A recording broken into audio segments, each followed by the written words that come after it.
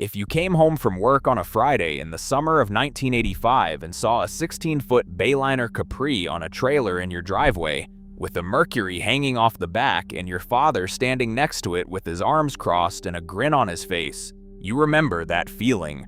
You were 9 or 10 or 12.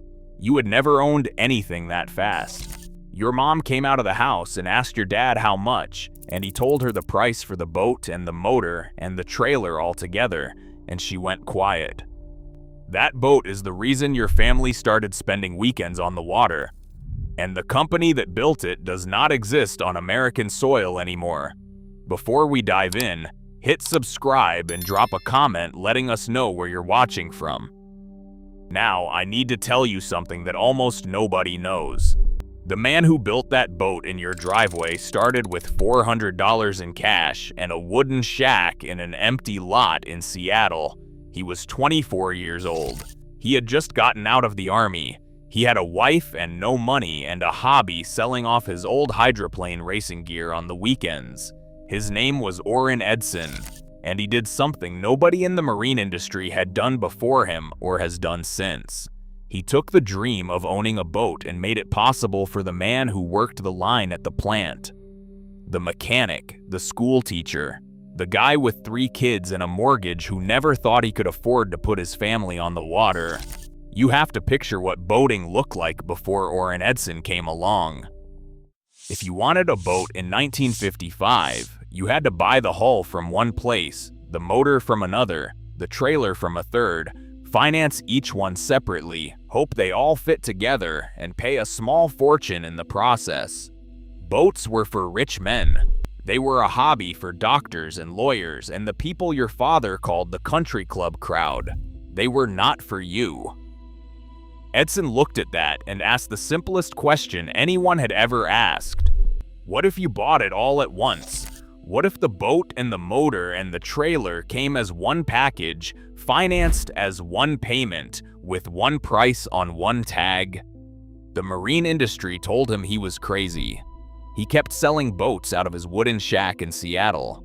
By 1960, his little dealership was doing $1 million a year. In 1961, he bought a small plywood boat brand from a local guy for $100. The brand was called Bayliner. 2 models, no factory, just a name. What he did with that name over the next 25 years is the reason your father could afford that boat in the driveway. You remember the ritual. Every Friday after dinner, your dad would back the truck up to the trailer and you would help him hook it up. He would always check the chains twice. He would always ask you to look at the lights. Then on Saturday morning at 5:30, before the sun was up, you would climb into the passenger seat with your fishing pole between your knees and you would drive an hour to the boat ramp. Your dad would back the trailer in. The first few times he did it wrong. He cursed under his breath. You pretended not to hear. Eventually he got good at it, and one summer he handed you the keys to the truck and said your turn. You were 13.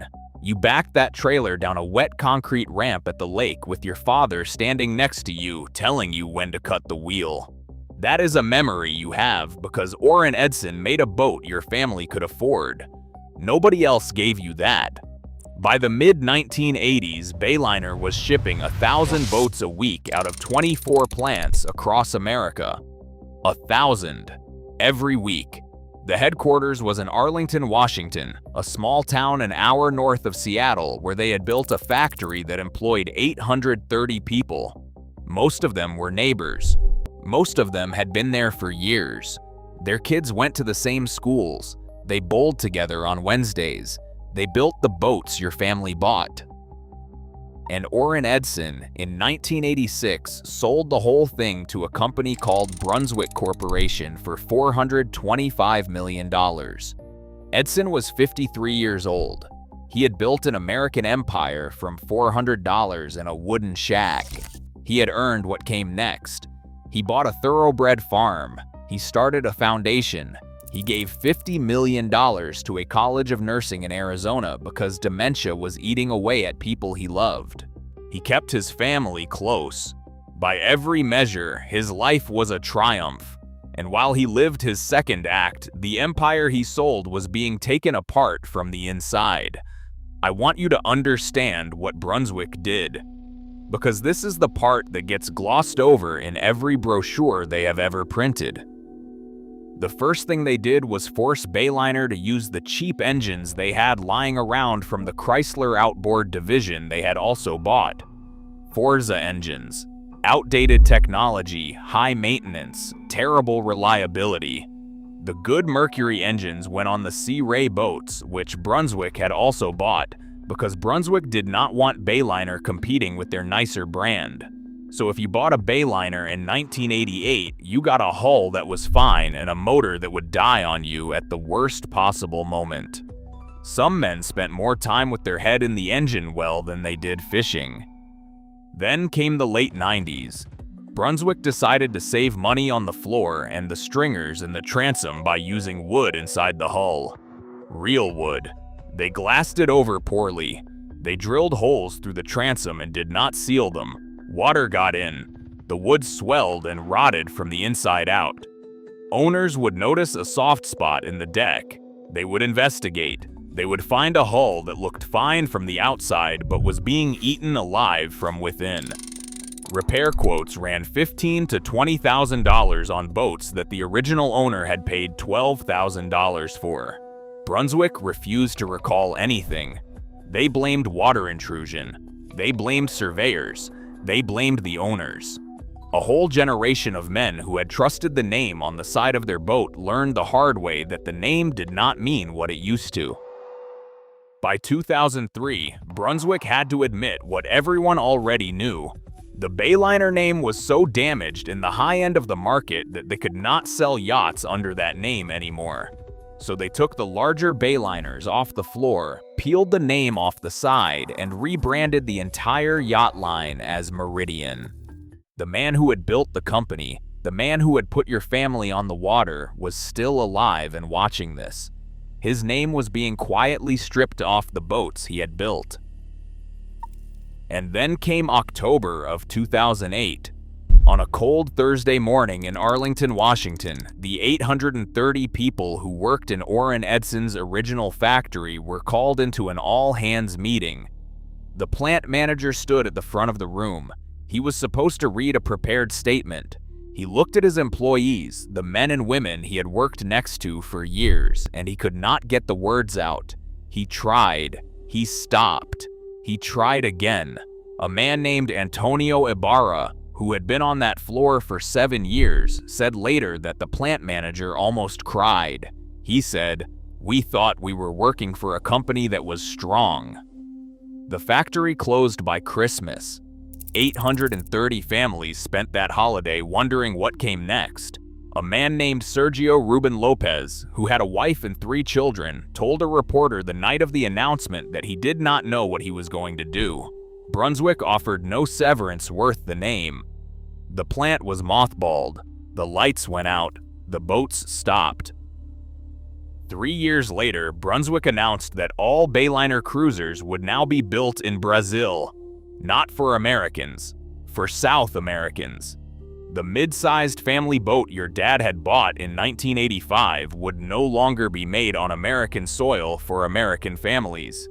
Then they took the runabouts, the little 15-foot and 16-foot Capris that started so many marriages and so many summer afternoons, and they sent those to Mexico, to a town called Reynosa, just across the Texas border, where labor was cheaper and the rules were softer, and the men with social security numbers had been replaced with men who would never see a Wisconsin lake at sunrise.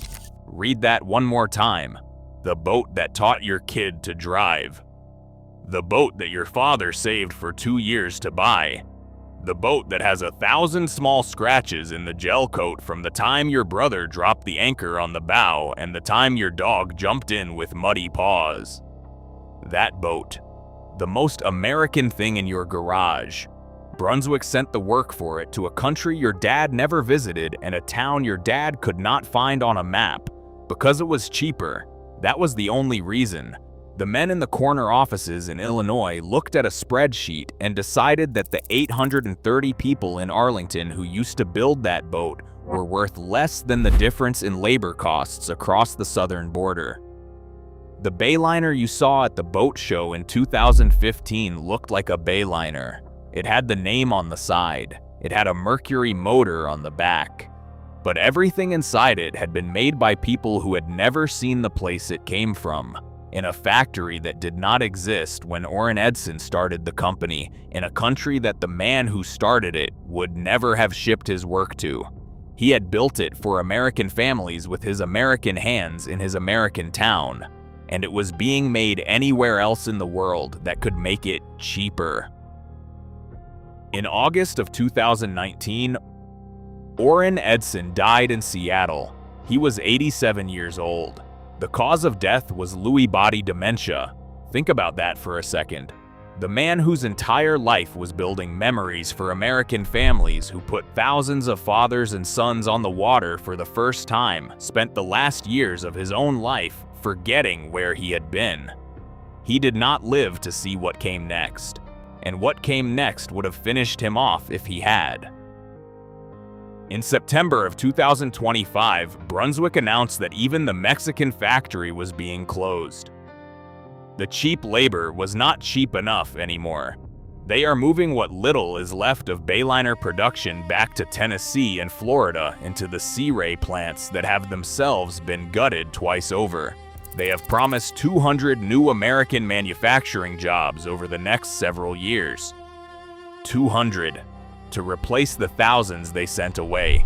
They expect you to thank them for it. I do not know what to tell you. I really do not. If you grew up on a Bayliner Capri, you grew up on the best gift your father ever gave you. That little boat got you onto the water and it kept you there for the rest of your life. You learned to fish on it. You learned to drive on it. You learned what it felt like to have your dad trust you with the throttle for the first time on a Saturday in July, with the sun going down behind the tree line and your mom waving from the dock. You owe Orin Edson for that, whether you knew his name or not. He is the reason boating stopped being just for rich men and started being for the rest of us. Brunswick took that. They squeezed every dollar they could out of the name he built, sold the parts that were worth selling, shipped the work to anywhere it was cheaper, and now they are quietly putting the empire to bed in a press release nobody reads. The boats your father bought are sitting on driveways and in barns and rotting in fields all over America. Some of them still run. A lot of them do not. The factory where they were built is gone. The town that built them is hollowed out. The man who started it is buried somewhere in Seattle, and the disease that took him took his memory of the whole thing first. If you still have your dad's Capri, take a walk out to the garage tonight. Put your hand on the hull. Remember what it felt like the first time you sat in the bow. Remember your dad saying, "Try not to flood it, son." That is the only place Bayliner lives now. If this story stayed with you, hit subscribe so the next one finds you when it's ready.